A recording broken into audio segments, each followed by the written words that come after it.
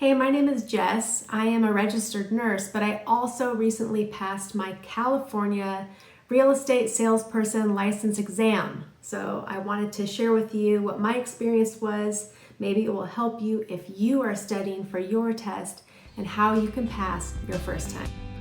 Hey there, I'm Jess. I'm here sharing things I've learned about life, all while having adventures and having fun. Hopefully this channel will inspire you to do the same.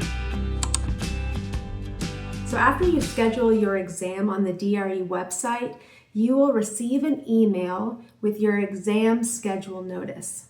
You will need to bring this notice with you, print it out, bring the hard copy of it with you when you go to take your exam. I took my exam in the Oakland Testing Center, so if this is where you will be taking your test, listen up, I'll tell you exactly what to expect. About a week before my exam, I checked out the parking situation online. It is in an area where I'm not familiar with, so I was able to figure out a couple different options for parking garages if I got there early enough. I ended up paying about $30 for my parking during the exam. Not cheap, but it was right across the street from the exam center and very convenient. My exam was set for 8:30. On the schedule notice, it actually encourages you to be there about a half hour early, and the building actually doesn't open until 8 o'clock in the morning. So as soon as the building opened, I went through security and went up to the 7th floor. Once I got up to the 7th floor, there was actually already a line of people waiting to take the exam in the hallway. So I just jumped in line, and there was a woman there explaining what we should expect moving forward. She let us know that there would be no chewing gum, so if you did have gum in your mouth, you would need to go spit it out then. And also that there would be no whiteboards, no calculators handed out because there's no math on the exam anymore. And that you were allowed to bring water in, but if you had anything in a cup, like a thermos, if it was coffee, you were not allowed to bring it in even to the locker area. You would need to go find another restroom to dump it in. All right, so as we were all in line, she told us go ahead and get your state issued ID out as well as your exam notice. So we had our exam notice and our ID out, and we were led in one by one to another area where the lockers were. From there, we were greeted by another person who assisted us with finding our lockers or getting a locker assigned to us. So we were only allowed to go one by one up to the lockers. She would make sure that we took off our smartwatches. She even had us hand over our cell phones and tap the screen to prove that it was completely shut down, not just on silent, but completely turned off. And then she led us to the lockers. The locker is a decent size. I don't know that it would fit a large jacket. I didn't have a jacket on, but we had to put all of our belongings in there. So cell phone, keys, wallet. The only thing you were allowed to walk into the testing area with was your ID and the notice. So no watches, nothing in your pockets. They made you empty your pockets and prove that they were empty. They also had you pull up your sleeves all the way to your elbows to make sure that you didn't have anything up your sleeves. All right, so I put my belongings in my locker. I believe it was a 4-digit code that you choose, you punch in, and then you turn the key, and then you take the key with you. So now I had my ID, my notice, and my key with me. I went into the next room where there was 2 women behind a desk, and 2 at a time we were able to go in, and they would take our notice and our ID, check us in, and then they would hand us a mouse. And that mouse on it had a number on it, which was assigned to a specific computer station in the testing area.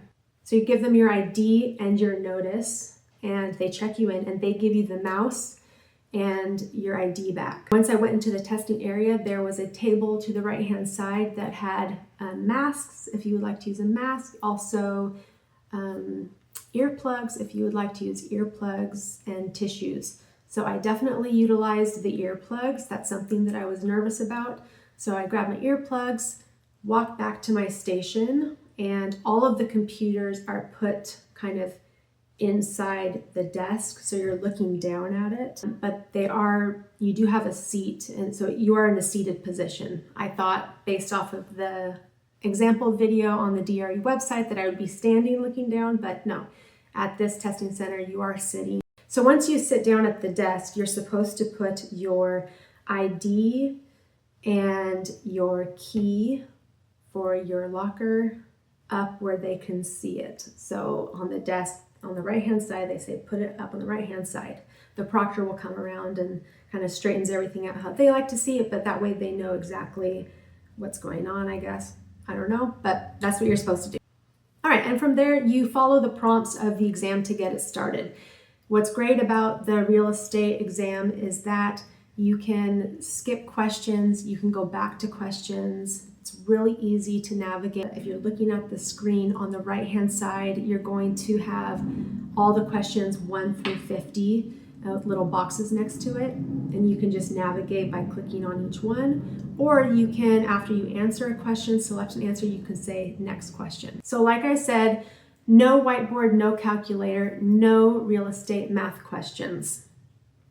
So if you were nervous about that, don't be nervous about it. I still think you should understand and know how to do the real estate math, but you will not be tested on it. As far as what I've been hearing from other people's experiences for the last couple of years, and as well as the proctor at the exam said that they stopped giving out whiteboards and calculators at least a year ago. So what about the content? I actually found that I got a lot of questions about responsibilities that can be delegated to unlicensed persons. Duties for an agent, a sub-agent, an unlicensed person. I got a lot of those kind of questions, like when is it legal to do this? When is it not legal to do that? Some questions about commission and how they would be split if there were 2 agents. And in general, I really got questions about every topic that I studied for. There wasn't one main topic that was left out, except for maybe real estate math. So what are my tips for passing? Okay, so I passed on my first try. I was so relieved that I didn't have to keep cramming and studying for it. And that leads me to my first recommendation is schedule your exam right away. At first, I was putting off scheduling it because I had other things to do. We all have other things to do. And then I realized the longer I push it out, the more I'm going to end up studying for it and preparing for it. So why not just prepare for it and get it over with? The second thing I recommend is to do a lot of practice exams, and also to do practice exams from multiple different sources. So I did rent a real estate salesperson license exam study book from the library, and I also utilized YouTube. There's tons of amazing free resources online, a lot of people putting out content on YouTube, very helpful. There'll be like 100 questions to pass your California real estate license exam. The way that you would utilize those tools, in my opinion, is you'd sit down with a paper and pencil, you would say question number 1, you would press play, you'd see question number 1, you'd pause it, you'd select your answer, and then press play again, see if you got it right. And at the end of that, you should be starting to get familiar with what you're scoring. So for me, I was doing multiple different exams a day. Sometimes they were 100 questions, sometimes there were 30 questions, but it gave me a pretty good average of what I was consistently getting. So I was getting anywhere between 80 and 87% depending on which source. Tip number 3 is to review the content that you keep missing. So if you're doing practice exams, you're going to find out pretty quickly what area you're not very strong in. So once you can identify what you keep missing, go back and review those very thoroughly.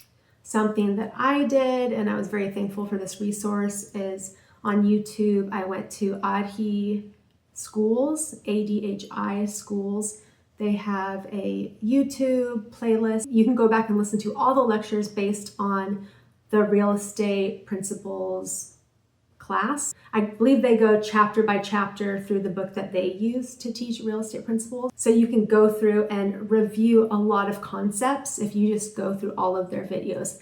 I think there's maybe about 15 chapters, so there's about 15 videos that there are. The way I did it was I listened to it at 1.5 speed, and I also took notes, and that just helped kind of get it in my brain. So then as far as taking the test, something that I recommend and for you to try, and maybe it will help you, maybe it won't, but what I did was I knew that in order to pass, I needed 70%. So that meant that I could miss 45 questions and still pass. So the way I addressed taking the test was once the test started, my first run through, I decided I would only answer the questions that I knew 100% that I was correct. So that testing anxiety you might feel, so you might be sitting down and reading a question over and over and over and your brain's just not comprehending it. Maybe there's a distraction going on in the classroom, or maybe you're anxious, or maybe the proctor's walking up and down and distracting you. So anytime I started reading a question and I had to read it more than twice, I just skipped it. So that's also what I did. I only answered the questions that I knew, I read, knew right away what the answer was. So by the time I got through the first run through of the exam, I believe it took me about maybe an hour and 15 minutes, my first run through of the exam. I had already answered enough that I knew I should pass. So I had already answered more than 105 questions correct, or I had already submitted answers for more than 105 questions. So I felt pretty confident that I must have passed. Then for the next hour, I did go back, maybe not a whole hour, another 45 minutes to an hour.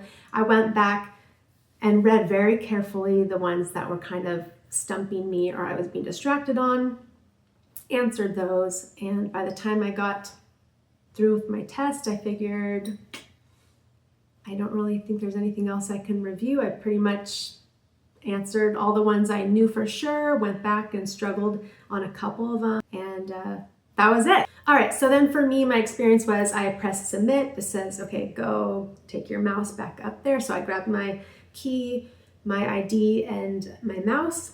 I walked out to the desk. There's the two desks outside the testing area. Walked out there. I handed them my mouse. They took that, did some typing, printed some things out, and handed me 2 papers. And I thought that my results would be in there. And she said, oh, you're one of the few people whose results did not print. So you will have to log on to the website later and check your results. And so I thought, oh my goodness, did I fail?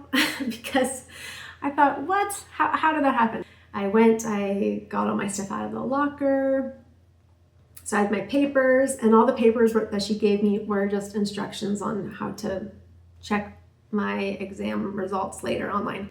Left the building, and like I said, it was about an hour drive for me to get there. So at a certain point, about halfway home, I pulled over, logged in, and my results were there. And I was so happy and relieved because I passed. That was my experience taking the California Real Estate Salesperson Licensing Exam in 2025.